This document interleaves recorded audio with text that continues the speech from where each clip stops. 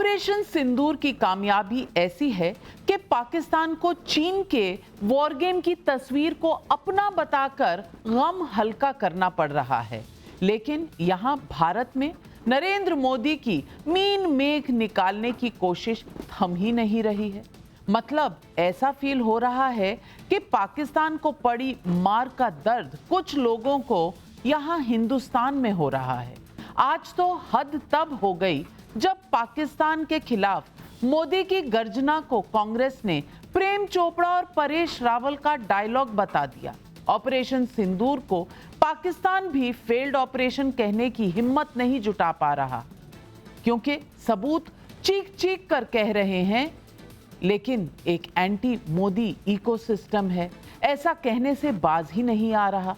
कांग्रेस तो मुसलमानों के साथ दुर्व्यवहार पर और विदेश नीति को लेकर सुरक्षा नीति तक सबको ट्रोल्स के हवाले करने जैसे आरोप तक लगा रही है।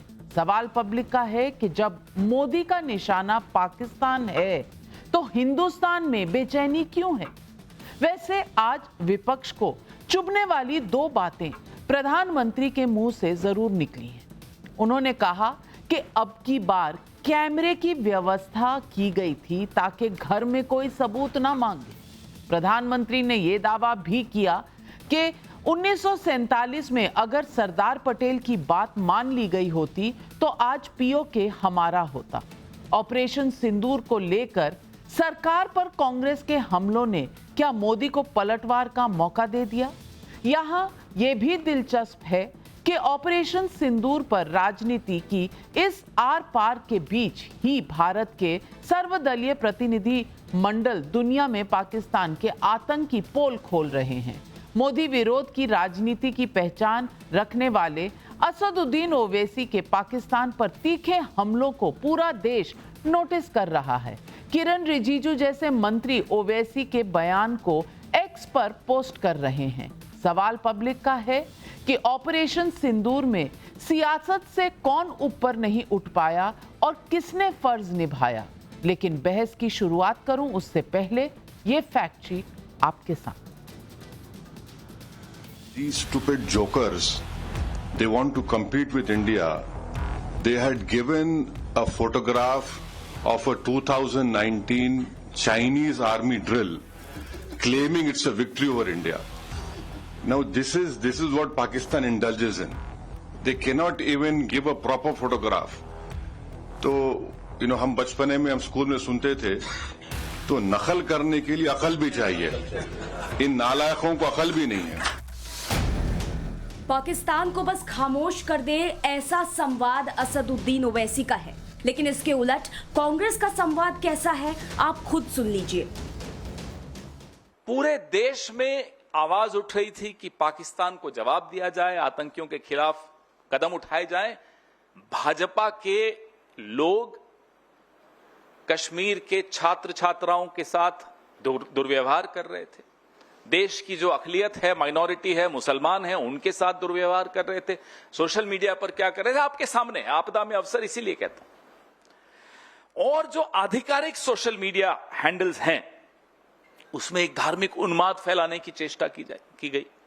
मतलब आप देखिए, एक सत्ताधारी दल का स्तर देखिए। पूरी विदेश नीति ट्रोल्स को आउटसोर्स कर दी, पूरी सुरक्षा नीति ट्रोल्स को आउटसोर्स कर दी, पूरी आंतरिक नीतियां जो है, राजनीति जो है, राजनीतिक विमर्श जो है, ट्रोल्स को आउटसोर्स कर दिया। ये उसका नतीजा है। सवाल यह है कि इस संवेदनशील मौके पर रचनात्मक विपक्ष की भूमिका किसकी है? बेशक सरकार से सवाल पूछे जाने चाहिए, लेकिन क्या प्रधानमंत्री के अभियान को कमतर किया जा सकता है?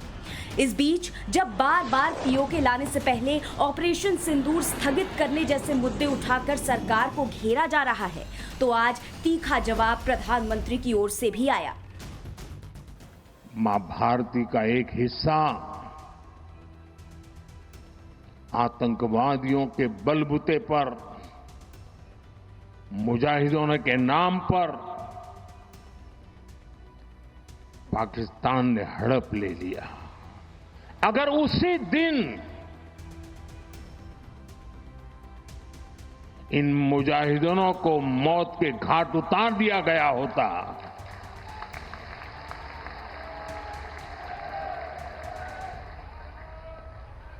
और सरदार पटेल की इच्छा थी कि पीओके वापस नहीं आता है तब तक सेना रुकनी नहीं चाहिए। लेकिन सरदार साहब की बात मानी नहीं गई। 22 मिनट में साथियों, 22 मिनट में उनको ध्वस्त कर दिया। और इस बार तो सब कैमरा के सामने की सारी व्यवस्था रखी थी ताकि हमारे घर में कोई सबूत न मांगे। अब हमें सबूत नहीं देना पड़ रहा है, वो ऊपर वाला दे रहा है। ऑपरेशन सिंदूर ने पाकिस्तान की घिघी बांध दी है, लेकिन क्या भारत की राजनीति में पक्ष विपक्ष की मर्यादा का बांध टूट गया है?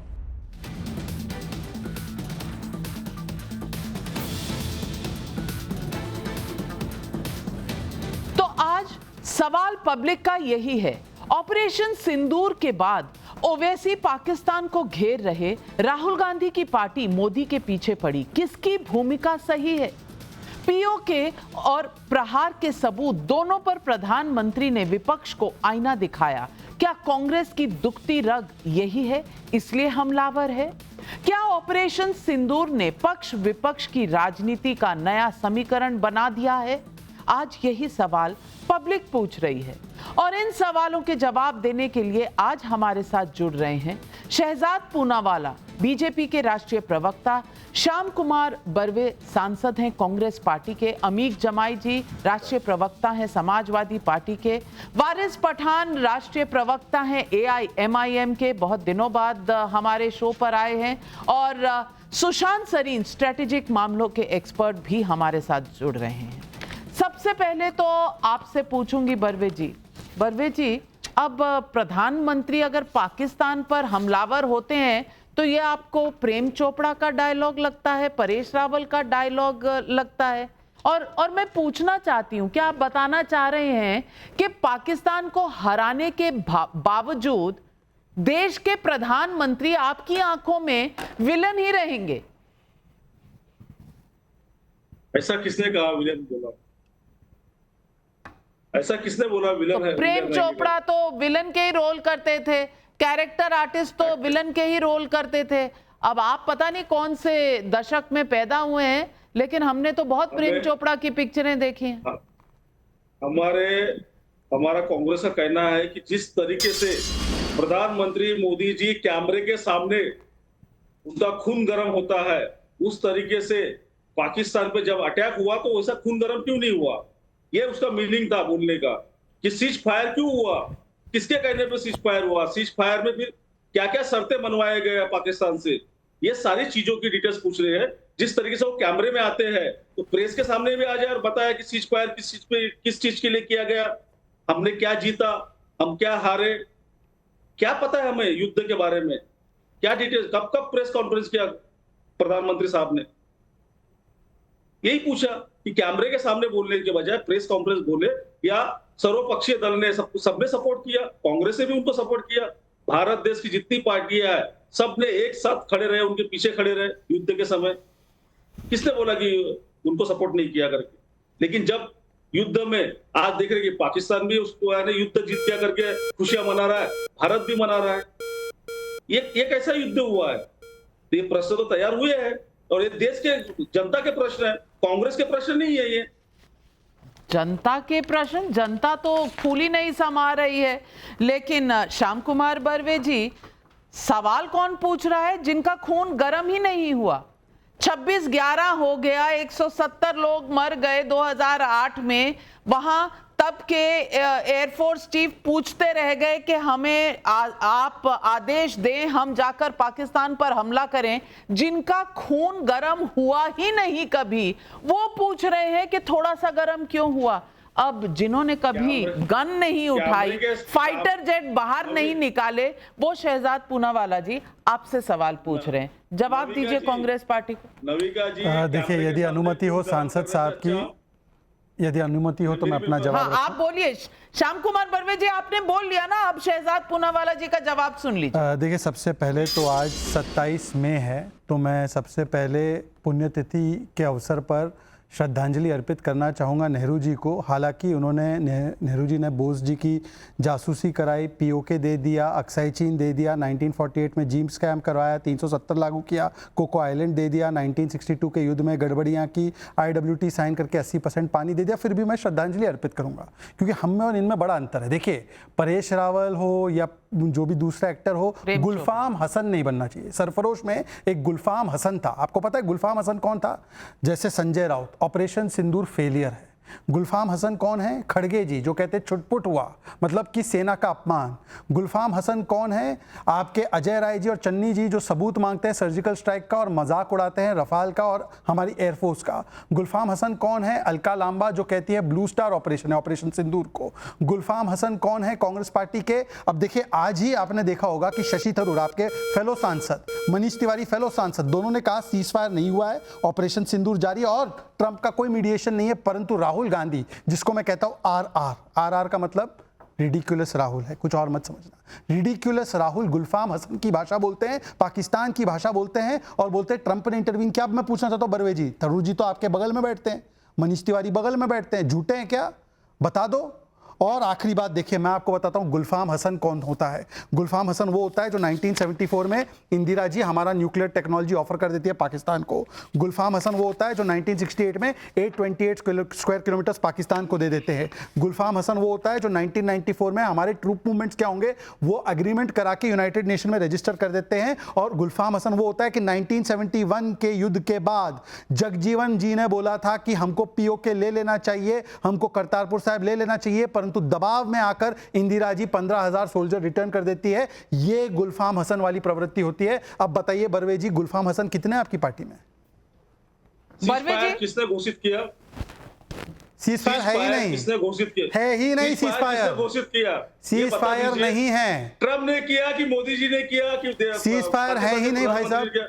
आप तो सांसद है, माननीय सांसद है, आपको इतना तो पता होना चाहिए। डीजीएमओ ने भी बताया कोई सीज फायर नहीं है।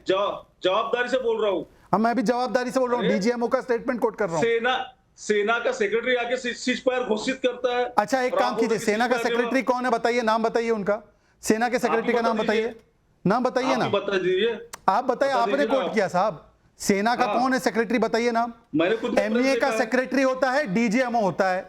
डीजीएमओ और एमईए के सेक्रेटरी मिस्री साहब दोनों ने बोला है हम लोगों ने कोई सीजफायर नहीं किया है। हमारे बीच में यह अंडरस्टैंडिंग है कि डीजीएमओ पाकिस्तान ने कॉल किया तो डीजीएमओ भारत ने बोला कि अगर तुम अपनी हैसियत में रहोगे तो फायरिंग नहीं होगी, फायरिंग करोगे तो गोली का जवाब गोली से होगा। ये स्टेटमेंट है। पहले दिन मिस्री साहब ने भी सीज फायर शब्द का इस्तेमाल किया था और कहा था कि पाकिस्तान के डीजीएमओ की तरफ से ये बात आई थी।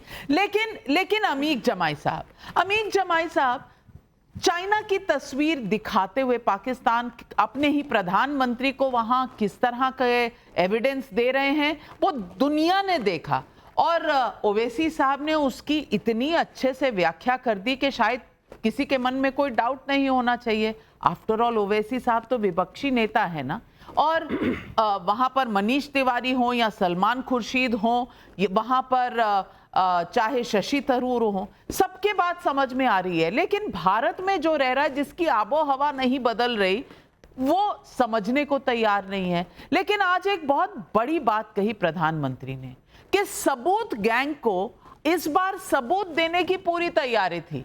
युद्ध के साथ साथ कैमरा भी लगे थे, क्योंकि बिना कैमरा के तो आप मानोगे नहीं ना, चाहे अपने देश का सच हो। आपको पाकिस्तान की बात पर ज्यादा यकीन होता है, आपको अपने देश की बात पर यकीन नहीं होता। ऐसा दुर्भाग्य क्यों है इस देश का? देखिए नविका जी, सबसे पहले तो आदरणीय प्रधानमंत्री जी को जब ये फैसला लिया, पॉलिटिकल फैसला, जंगों के फैसले जो होते हैं पॉलिटिकल फैसले होते हैं, ये हमने आर्म फोर्सेस पे छोड़ा कि वो किस तरह से ऑपरेशंस करेंगे। तो उस फैसले में आदरणीय एलओपी राहुल जी भी शामिल थे, पूरे देश का विपक्ष शामिल था, देश की तीसरी नंबर स्ट्रेंथ की पार्टी समाजवादी पार्टी के राष्ट्रीय अध्यक्ष माननीय अखिलेश जी शामिल थे। और हम सब ने हमारे देश के मुद्दे पर, सेना के मामले में, हमारी बहनों के जो सिंदूर उजड़े थे, आंख बंद करके हमने प्रधानमंत्री जी से कहा कि प्रधानमंत्री जी आप फैसले लीजिए, आप आगे बढ़िए। हमारा उनका जो साथ है, हमारा उनका साथ सेना के मामले में, स्वाभिमान के मामले में, देश पाकिस्तान के खिलाफ इंतकाम लेने के मामले में हम उनके साथ में हैं। लेकिन अगर आदरणीय प्रधानमंत्री जी जब सऊदीया से लौट कर आए तो पूरे देश को ये लगा कि वो जम्मू कश्मीर जाएंगे, वो कोई बड़ा फैसला लेंगे, लेकिन जब वो सीधे उतरे तो आप वो देखिए कि कितने non serious Bharatiya Janata party की स्ट्रेटजी है कि वो सीधे पटना की एक चुनावी रैली में चले गए। जब वो समय था कि जब हमें मिलकर ऑल पार्टी मीटिंग में आप ये फैसला मिलकर आप लेते कि हमें पाकिस्तान ऑक्युपाइड कश्मीर को मिटा देना, भारत के नक्शे में शामिल कर लेना है, लेकिन प्रधानमंत्री जी ने जो हमारी सेना के पास मौका था, ऐसा सहयोग जो पूरे देश का उनको मिला प्रधानमंत्री जी को, वो सहयोग तो इंदिरा जी को, अटल बिहारी वाजपेयी साहब को, दोनों को नहीं मिला था। लेकिन प्रधानमंत्री जी ने वो मौका खोया और अमेरिका के एक हंटर पे हमारे देश का स्वाभिमान, हमारे देश की विदेश नीति अमेरिका का सदर तय करेगा, उसके ट्विटर से हम सीज फायर करेंगे, ये भारत का स्वाभिमान से समझौता था, जिस बात को लेकर हमारी कांग्रेस की और हम सब लोगों की असहमति है। असहमति का मतलब ये नहीं है कि आदरणीय प्रधानमंत्री जी दाहोद में जाकर रैली करेंगे और हमारे सेना के लोगों के परिवार से कहेंगे कि आओ तुम्हें आना पड़ेगा और फूल बरसाना पड़ेगा हमारे पर। ये फूल का समय है, हमारे लोग शहीद हुए, हमारे कानपुर में लोग शहीद हुए, प्रधानमंत्री जी को उन परिवारों के साथ जहां चूल्हा नहीं जल रहा है, आपके पास एविडेंस है कि उनको बुलवाया गया था और उनसे लिया गया था। आप कर्नल कुरैशी की फैमिली के बारे में कह रहे हैं, आपको कहीं पता है, आपके पास कोई एविडेंस है कि उनको जबरदस्ती बुलाया गया था, उनसे फूल बरसाए गए थे? कर्नल कुरैशी के परिवार को डिस्ट्रिक्ट एडमिनिस्ट्रेशन ने कहा कि प्रधानमंत्री जी आ रहे हैं, उनका यात्रा है, आपको आना है।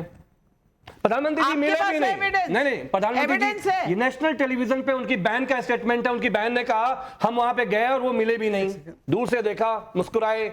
बुलाया क्यों था? हमारी आर्म फोर्सेस के लोगों को जो शहादत देते हैं, जो सरहद पे शहीद होते हैं, हमारे यहाँ भी चला है, लेकिन ऐसा कुछ नहीं कहा। उनकी बहन ने कहा कि हमें लोकल प्रशासन का फोन आया, मैं जवाब दे, आपको जाना पड़ेगा। मैं जवाब दे देता हूं। आर्मी के लोगों को, आर्म फोर्सेस के लोगों को, वो भारतीय जनता पार्टी के वर्कर नहीं है। नाविका, मैं जवाब, हम डिसएग्री करते हैं इस बात से। चलिए नाविका जी, मैं जवाब देता हूं और मुझे उम्मीद है कि अमीर भाई एक एक करके सुनेंगे। इन्होंने कहा कि हमने पहले दिन से कहा हम देश के साथ। लाल बिहारी यादव ने कहा पहलगाम पॉलिटिकल ढंग से करवाया गया, पाकिस्तान को क्लीन चिट दी, ये साथ में खड़े होने का परिचय था क्या? दूसरी बात, पुलवामा वोट के लिए कराया गया, राम गोपाल यादव जी का आज भी बयान है, ये पाकिस्तान को क्लीन चिट देना, ये देश के साथ खड़े होने का काम है क्या? सर्जिकल स्ट्राइक और बालाकोट पे किसने सबूत मांगे थे? इन्हीं की पार्टी ने। एनीवे, चलिए आगे बढ़ते हैं, दूसरी बात पे आते हैं। अब आते हैं पीओके के विषय पे। पहले तो बता दो पीओके दिया किसने, 65 और 71 में लिया क्यों नहीं? चलिए छोड़ देते हैं इस विषय को, दूसरे आगे बढ़ते हैं। पीओके की बात जो कर रहे हैं, ये वो लोग हैं जिन्होंने 370 हमने जम्मू कश्मीर से हटाया तब विरोध किया। फारूक अब्दुल्ला ऑन रिकॉर्ड है कि पीओके को लेना भी नहीं है, कोट अनकोट उनका बयान है, मेरा बयान नहीं है, कि पीओके के बारे में सोचना मत, पाकिस्तान ने कोट अनकोट चूड़ियां नहीं पहन रखी। मैं इस बयान से एग्री नहीं करता, पर ये उनके अलायंस पार्टनर का बयान है। पीओके के विषय में सैफुद्दीन सोज का बयान है कि पीओके को भूल जाइए, लेना नहीं है। हम तो 94 वाले रेजोल्यूशन पे आज भी अडिग है, आप बताइए इनके साथ अलायंस कब तोड़ोगे? तीसरी और आखिरी बात, ये शुभम द्विवेदी जी के घर पे गए थे अखिलेश जी? अच्छा, उन्होंने कहा कि मेरा कोई संबंध नहीं है। और ये मुख्तार के घर से क्या संबंध है आपका, वोट बैंक का? एनीवे, लास्टली नाविका जी, आपके सामने चरणों में झुकते हुए मैं बोलना चाहता हूँ, मिस्री जी का बयान मेरे सामने है, उन्होंने ये लिखा है, DGMO Pakistan called DGMO India at 1535, it was agreed between them that both sides would stop firing in military action on land and in air and sea with effect from 1700 hours.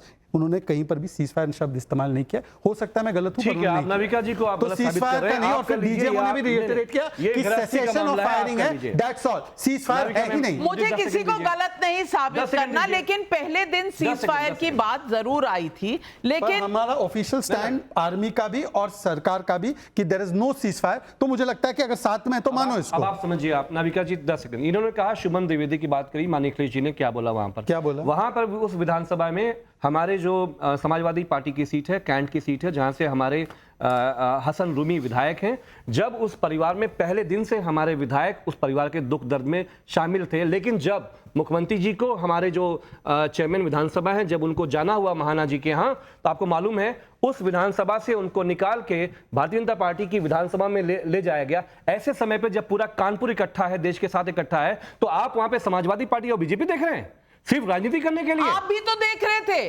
आपने ही तो सवाल खड़ा किया कि प्रधानमंत्री बिहार क्यों गए, गए, जम्मू कश्मीर क्यों नहीं गए? अच्छा, रैली करने का समय था?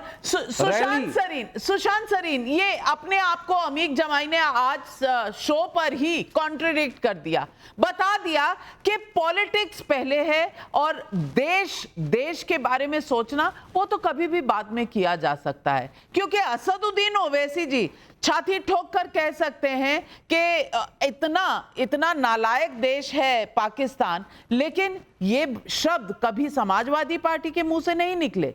क्यों सुशांत सरीन, क्यों कॉन्ट्रडिक्ट करते हैं अपने आप को? यार नाविका देखो, राजनीतिक दल राजनीति तो करेंगे और मेरे को उसमें कुछ आपत्ति भी नहीं लगती, प्रधानमंत्री भी करेंगे। ऐसा नहीं है कि ओवैसी जी जो अभी भारत का प्रतिनिधित्व कर रहे हैं और बड़े डंकी की चोट पे कर रहे हैं, वो और भाजपा के बीच में कोई बड़ा प्यार मोहब्बत हो गया, बिल्कुल नहीं। वो आप वापस आएंगे तो वो भी राजनीति करेंगे, अपने किस्म की करेंगे। लेकिन ओवैसी जी का जो बड़प्पन है वो ये है कि उन्होंने अपनी राजनीति का बक्सा एक तरफ रखा हुआ है और अपने जो देशभक्ति का बक्सा है वो दूसरी तरफ रखा हुआ है।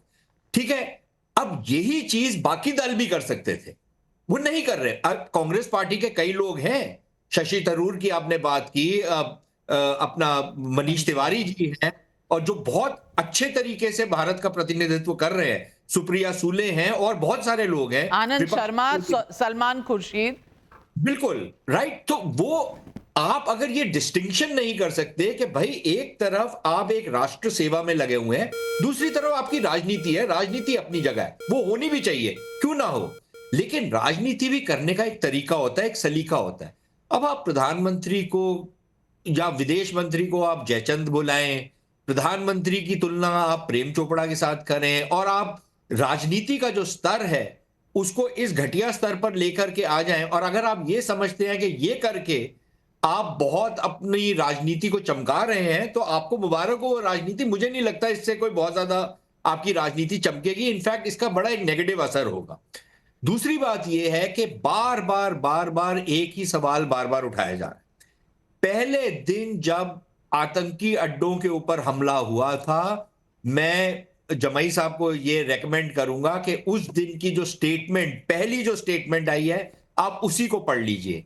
ये ऑपरेशन एक महदूद किस्म का ऑपरेशन था, एक लिमिटेड ऑब्जेक्टिव था। ये ऑपरेशन ये जो क्या है आपका पीओके जो है पूरा का पूरा, उसको लेने का ऑपरेशन नहीं था। उसके लिए जिस तरीके की आपको तैयारी और जिस तरीके का युद्ध करना पड़ेगा वो बिल्कुल दूसरे किस्म का है। ये ऑपरेशन ये था कि आप अगर आतंकवाद थोपेंगे तो हम आतंकी अड्डों को अटैक करेंगे, अगर उसके बाद आपने हमारे खिलाफ कोई हिमाकत की, कोई रिस्पॉन्स किया, तो उसका मुंहतोड़ जवाब दिया जाएगा, जो कि दिया गया। और पहले दिन से भारत उनको यह कह रहा था कि हमने आतंकियों को अटैक किया है, अब आप पीछे, अब आप कुछ मत करिएगा, क्योंकि कुछ करेंगे तो उसकी प्रतिक्रिया होगी। और वो होती रही और बढ़ती रही जब तक पाकिस्तान ने ये फोन करके बोला नहीं कि भैया आप चलो बंद करते हैं इसको यहीं पे खत्म करते हैं। उससे ज्यादा ये ऑपरेशन अभी था ही नहीं। तो ये कहना कि आपने पीओके को क्यों नहीं लिया, तो फिर तो मैं ये पूछ सकता हूं कि जब आपने पूरा का पूरा पूर्वी पाकिस्तान जो था उसको बांग्लादेश बना दिया था, तो फिर आपने पश्चिमी पाकिस्तान में पीओके क्यों नहीं लिया? उस समय तो आप हावी थे, पाकिस्तान की कमर तोड़ चुके थे। फिर क्या हुआ था? फिर किसने आपके ऊपर दबाव डाला था? देखिए ये सवाल तो कभी नहीं, बिल्कुल ये सवाल हो सकते हैं, लेकिन वारिस भाई एक मिनट, वारिस भाई कद्र करता है ये देश ओवैसी साहब का जो स्टैंड है। आपकी राजनीति एक तरफ, आपकी देशभक्ति दूसरी तरफ, और दोनों में कोई मिक्सचर नहीं है। राजनीति का समय तो सारा साल रहता है, युद्ध इस तरह के कभी कभी होते हैं कि 22 मिनट में 9 टेरर के ठिकाने बिल्कुल खत्म कर दिए जाएं, और फिर पाकिस्तान जवाब देने की हिमाकत करे तो उनके air defence system, radar system भी ध्वस्त हों, और उसके बाद एयर बेसिस, 11 एयर बेसिस भी ध्वस्त हो गए।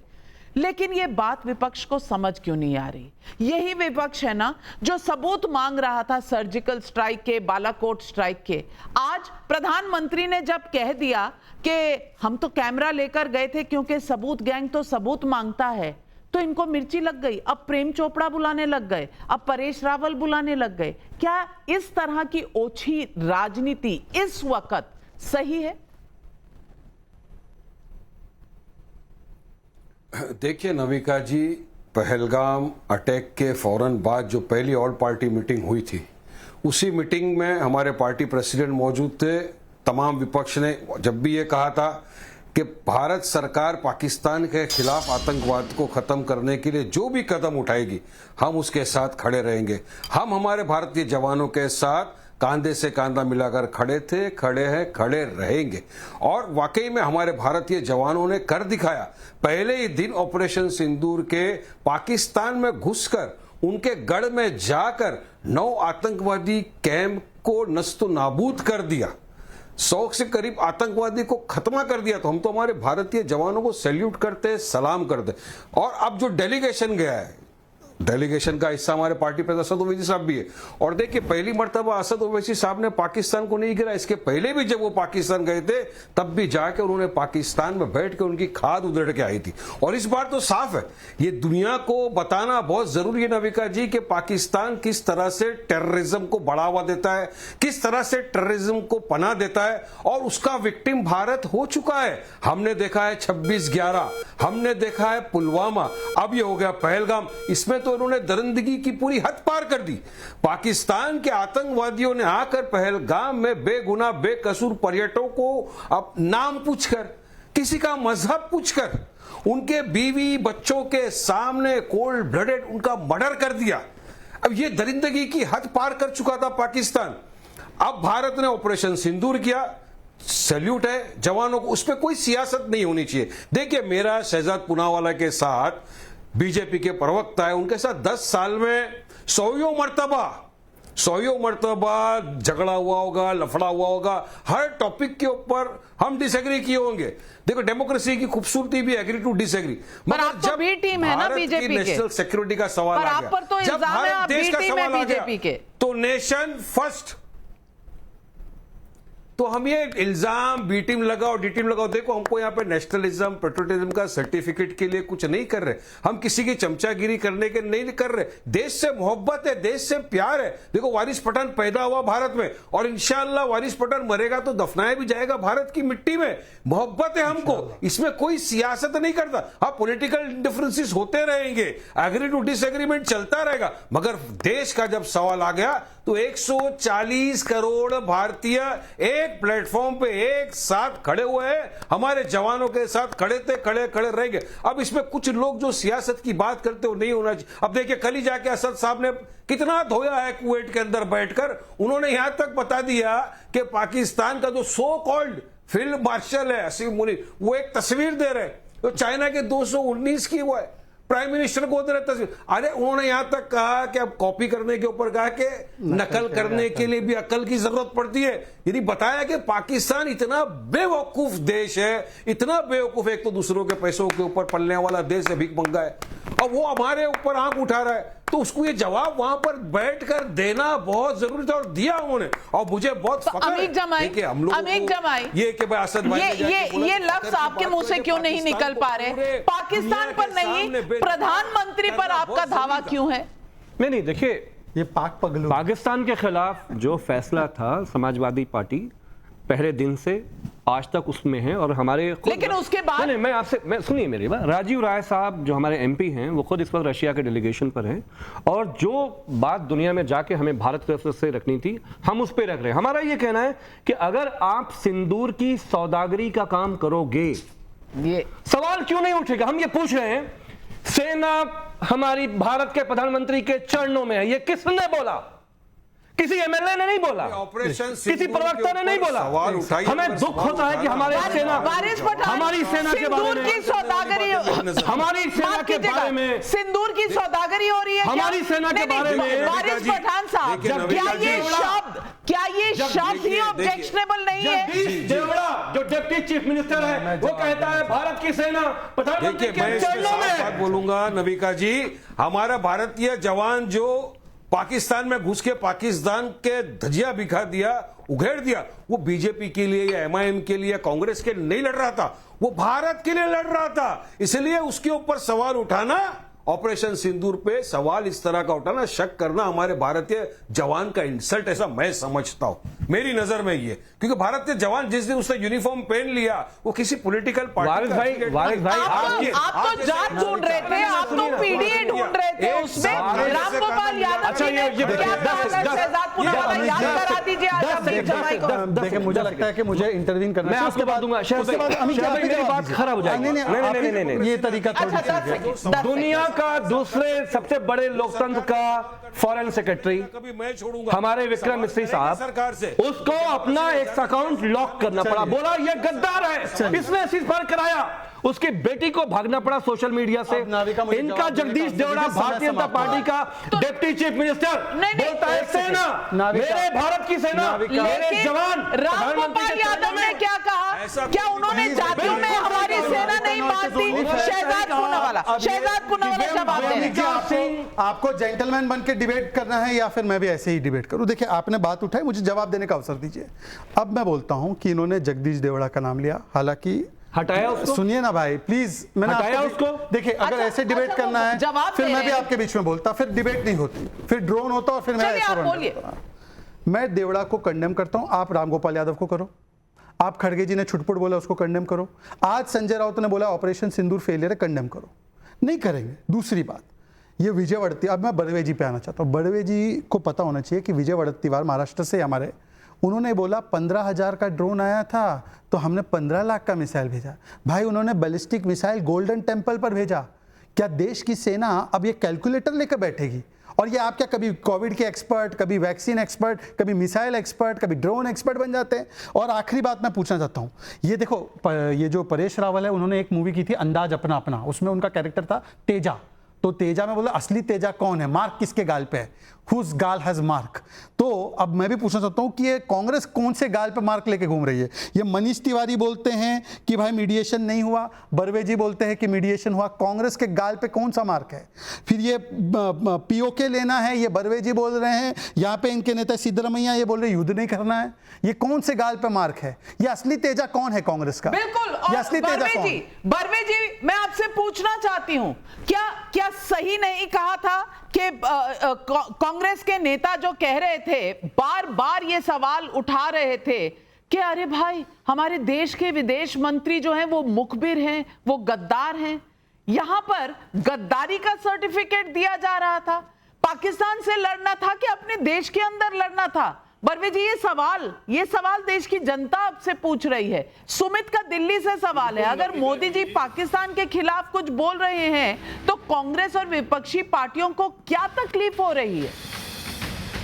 कांग्रेस कभी भी देश विरोधी ताकतों के साथ खड़ा नहीं रहता है। हम देश के प्रधानमंत्री के साथ में, देश के सेना के साथ में पूरा विपक्ष खड़ा था, एक साथ खड़ा था। आपने देखा होगा जब सर्वपक्षीय बैठक बुलाई गई है, उस बैठक में सारे पक्षों ने अपना मत और सेना के साथ में तो गद्दार किसने बुलाया था? खड़ी है। विदेश मंत्री को गद्दार किसने बुलाया? सिंदूर का सौदागर किसने बुलाया? किसने जे बुलाया? नविका जी, सबसे पहले आप विदेश मंत्री से पूछिए कि आपने ऐसा स्टेटमेंट क्यों दिया कि मैंने पहले ही बता दिया था पाकिस्तान को हम हमला करने वाले हैं। ये किसने स्टेटमेंट दिया?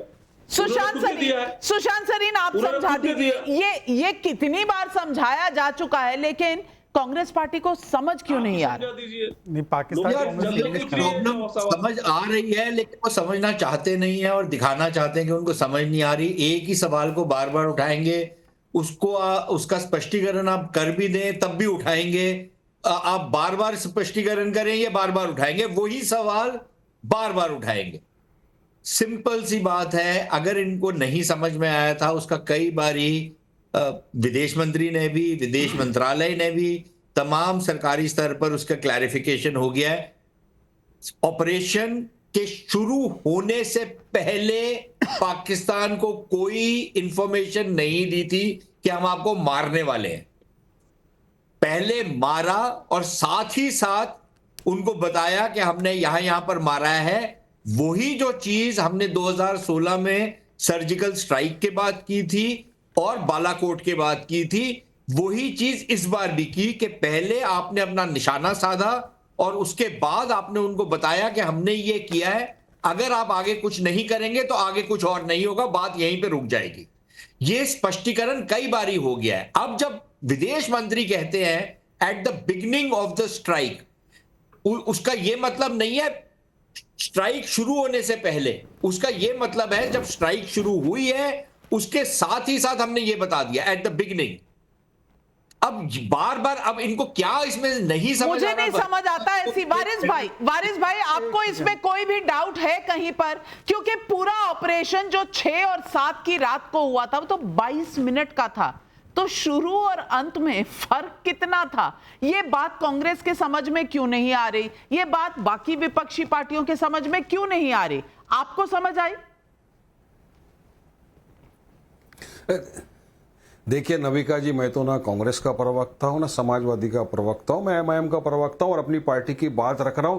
जो हिसाब से हमारे पार्टी प्रेसिडेंट ने विश्व में भी जाकर जो पाकिस्तान की धज्जियां उड़ाई और पाकिस्तान का पूरा जो झूठ का चेहरा दुनिया के सामने लाया है वो काबिले तारीफ है। अब यहां पर देखिए पब्लिक का इनका सवाल क्या है, जो 140 करोड़ की जनता है वो बार बार ये जो सवाल कर दिया उसका सवाल मांग रही है कि भाई वो जो 4 आतंकी थे कहां चले गए जिन्होंने पहलगाम में आकर इतना ये कर दिया। लेकिन मैं कहूंगा कि ये वो वक्त नहीं है, ये सवाल जवाब नहीं। इस वक्त हमको हमारे देश की सेना के साथ खड़े रहना है, क्योंकि ऐसा भी कहा कि सीज फायर खत्म नहीं हुआ है और पाकिस्तान के ऊपर भरोसा नहीं कर सकते। पाकिस्तान धोखेबाज है, उन पे एक बार गलती करे वो है शैतान और जो बार बार गलती करे वो है पाकिस्तान। नविका जी, मैंने हमेशा ये बात कही है और आज विश्व को पता होना चाहिए कि जो ये पाकिस्तान को आईएमएफ की द्वारा फंडिंग मिली जा रही है, जो देश उनको समर्थन दे रहे वो नहीं देना चाहिए। क्यों गलत है पाकिस्तान? ये फंडिंग से क्या करने वाला है? वो उस मिलिटेंट के पर यूज करेगा जो आतंकवादी हम लोगों ने। बिल्कुल सही कह रहे हैं। शहजाद भाई, आपके पास आने से पहले जनता के कुछ और सवाल प्रेरणा सिंह बलिया से पूछ रही हैं। वाह क्या दिन आ गए हैं। आज ओवैसी जी की पार्टी के प्रवक्ता कह रहे हैं कि मजहब पूछकर हिंदुओं को पहलगाम में मारा गया और कांग्रेस ऑपरेशन सिंदूर का नाम लेकर सरकार पर अल्पसंख्यकों पर हमला करने का आरोप लगा रही है। ये क्या दिन आ गए? मैं यही कोट करना चाह रहा था वारिस भाई, 10 सेकंड मात्र 10 सेकंड वारिस भाई, उनका मंसूबा था नविका जी कि वो हिंदुस्तान के अंदर हमारे हिंदू भाई और मुसलमानों के बीच में नफरत पैदा करे। वो ये मंसूबे से तो नाम और लेकिन ये मंसूबा आप समझ गए थे, ये कांग्रेस की समझ में क्यों नहीं आ रहा? शहजाद, सवाल इस बात का है। देखिए मैं वही बता रहा हूं कि उदित राज ने तो कहा कि ऑपरेशन सिंदूर सांप्रदायिक नाम है। बर्वे जी, चलिए मैं आपको 2-3 छोटी बातें पूछना चाहता हूँ। ये जो बयान जयशंकर जी का आप मिसकोट कर रहे हैं, वैसा ही बयान डीजीएमओ ने 11 मई को दिया था। मतलब आप डीजीएमओ पे सवाल उठा रहे, point number 1। Point number 2, Barve ji एक छोटा सा क्विज कॉन्टेस्ट खेलते हैं। ये पीओके दिया किसने था पहले? और दूसरी बात बता दीजिए कि ये पीओके देने के बाद आप लोगों ने इतने वर्ष पीओके लिया नहीं और उसके बाद आपने एक एग्रीमेंट साइन किया कि एडवांस ट्रूप मूवमेंट बता देंगे। 94 में आपने रेटिफाई किया। ये तो लिखित में है कि आप एडवांस ट्रूप मूवमेंट बता रहे थे। इसके बारे में जवाब दीजिए। जा रहे हैं शहजाद भाई, इतिहास में जा रहे हैं तो इतिहास में ये भी बोलिए कि इंदिरा जी ने बांग्लादेश तैयार किया। ये ताकत अच्छा, इंदिरा जी की थी। इंदिरा जी ने किया। सैम मैंने छोड़ा तो कोई रोल ही नहीं था। ये बोलने में क्यों हिचकिचा रहे हैं आप? नहीं, इंदिरा जी गई थी, वो फावड़ा लेकर गई थी। क्या लेकर गई थी वहां पे? जो आपको गलत लग रहा है वो आप बोल रहे, लेकिन जो अच्छा किया वो भी बोल दीजिए।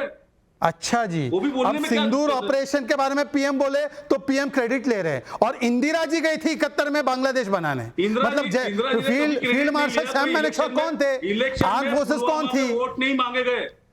आपने बोला इंदिरा ने 2 टुकड़े किए, वोट दो इंदिरा को। ये कैंपेन था भाई, पाकिस्तान के नाम पे आपने कैंपेन किया था। उसके लिए वोट नहीं मांगे भारत में किसी ने। साहब ऐसा है, आज तक उसी के मुंह वोट खा रहे हो आप। वोट नहीं मांगे भाई। अरे आप कौन से पार्टी से है? वोट नहीं मांगे, इतने सालों से आप वोट ही तो मांगते आ रहे हो। वोट के बिना आप कोई काम कहां करते हो? सौरभ सिंह भागलपुर बिहार से पूछ रहे हैं। अमीक जी, ये आपके लिए, अमीक जी जरूर सुनिए। अमीक जी, बर्वे जी, आज बता ही दीजिए ऑपरेशन सिंदूर पास है या फेल? एक शब्द में कहिए, हाँ या नहीं। नहीं, ऑपरेशन सिंदूर अधूरा है, जो इंतकाम है वो अधूरा है। हम ये कहना चाहते हैं दुनिया के सबसे बड़े दूसरे जमहूरियत होने के नाते कि प्रधानमंत्री जी, इंदिरा जी ने, अटल बिहारी साहब ने अमेरिका की गुलामी नहीं करी। डरो मत आप, पूरा देश आपके साथ है। अच्छा, ये 70 नहीं, एक सेकंड, गुलामी नहीं की तो 71 का क्यों छोड़ दिया? मैं ये पूछ रहा हूं, कहने के बावजूद जगजीवन राम जी झूठ बोल रहे थे। दलित नेता जगजीवन राम को आप झूठ बोल रहे हो क्या? उन्होंने बोला पीओके लेना चाहिए था, करतारपुर साहिब लेना चाहिए था, क्यों छोड़ दिया? आज 15,000 सोल्जर दे दिए। आदरणीय गृह मंत्री अमित शाह जी ने संसद में कहा था, सलीम भाई पीओके लेके रहेंगे, पीओके लेके रहेंगे। मौका था ना, मौका था। अगर नेतागिरी लेना ही है, अगर कांग्रेस के पास अगर नेतागिरी कर रहे हो, सवाल पूछा नहीं, अगर नेतागिरी कर रहे हो पीओके में, सब पूरा देश जानता है, दुनिया जानती है कि आतंकवादी जो अड्डे हैं वो पीओके में हैं। अच्छा, तो सवाल ये है, एक अमेरिका के कहने पे और मुरीदके में क्या था सुशांत सरीन, जरा बता दीजिए। अमेरिका के सदर की गुलामी एक मिनट, सुशांत सरीन जवाब दीजिए, सिर्फ पीओके में ही है? कश्मीर ले कौन गया? अमेरिका के गुलाम नहीं है कश्मीर। यूनाइटेड नेशन नहीं बनेगा अमेरिका का गुलाम। यूनाइटेड नेशन कौन ले गया कश्मीर? हमें पूछ रहे हैं कि भारत। एक सेकंड अमित जी, आप एक गुलाम नहीं बनेगा। सुनिए सुनिए, यूनाइटेड नेशन कश्मीर कौन ले गया? बहुत लंबी चर्चा, उस पर भी कर लेंगे। हम ये बताओ, सुशांत सरीन, लंबी चर्चा। सुशांत सरीन जवाब दें। अमेरिका की गुलामी क्यों?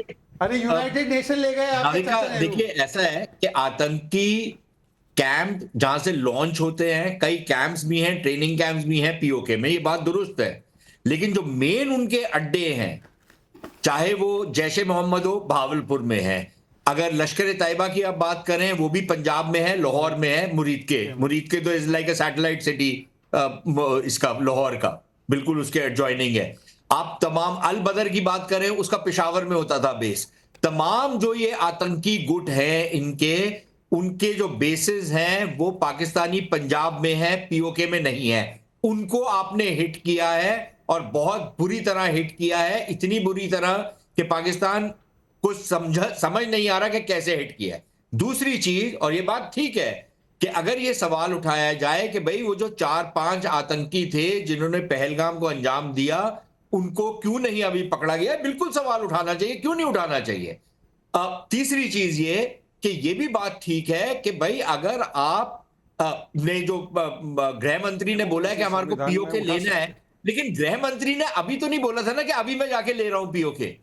भाई बिल्कुल, भारत का स्टेटमेंट ऑफ इंटेंट एक होता है कि हम ये प्रतिबद्ध है कि हम करेंगे। कब करेंगे, कैसी तैयारी होगी, क्या इसी वक्त वो कर लेना चाहिए था? ये सवाल क्या विपक्ष सिर्फ इसीलिए उठा रहा है ताकि राजनीति चमक सके, किसी तरह सरकार को नीचा दिखा सके? लेकिन ऐसा करने से क्या पाकिस्तान को ऊंचा उठाने की कोशिश हो रही है? एक तरफ भारत एकजुट होकर दुनिया में ये मैसेज दे रहा है जो ओवैसी साहब दे रहे हैं, और कह रहे हैं कि वो जो नालायक देश है उसे तो चीन के एक्सरसाइज और पाकिस्तान के एक्सरसाइज में फर्क नहीं पता। फील्ड मार्शल बन जाते हैं युद्ध हारने के बाद वहां के आर्मी चीफ। लेकिन कांग्रेस पार्टी है जिसने सबसे लंबा समय ये देश चलाया, उसकी समझ में ही नहीं आ रहा। वो बार बार अपने ही देश के विदेश मंत्री को गद्दार बुलाते हैं, अपने ही प्रधानमंत्री को सिंदूर के सौदागर बुलाते हैं।